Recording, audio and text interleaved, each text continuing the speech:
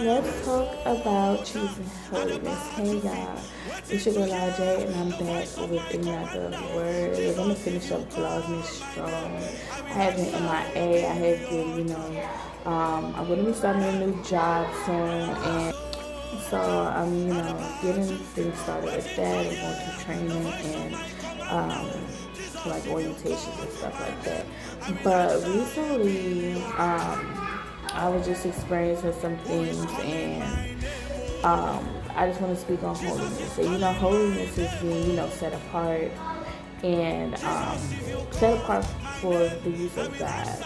And recently, like certain desires and things that I had was coming to the surface, and I was really like getting irritated because it's like I have these desires, but I'm like, I know I'm not going to act on them. And that is also true holiness, because though we're on this walk with the Lord, doesn't mean that we're not going to have certain desires, certain temptations, and certain things that we once did in the past.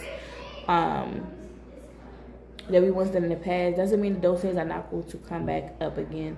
And it's the fact that you choose a different path this time, that you do not fall for those desires, that you do not fall for those wants, that you do not fall for the things of your past, and to continue this walk with the Lord and continue to go forward. And it's about not being a slave to your flesh and a slave to your desires, your ungodly desires.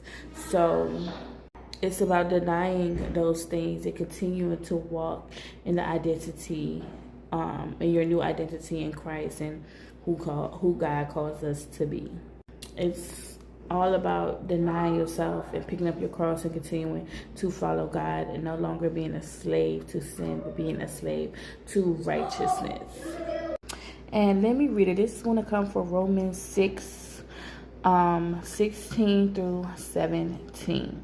It says, "Don't you know that when you offer yourselves to someone as obedient slaves, you are slaves of the one you obey, whether you are slaves to sin, which leads to death, or obedience, which leads to righteousness. But thanks to God that though you used to be slaves to sin, you have come to obey from your heart the pattern of teaching that has now claimed your allegiance.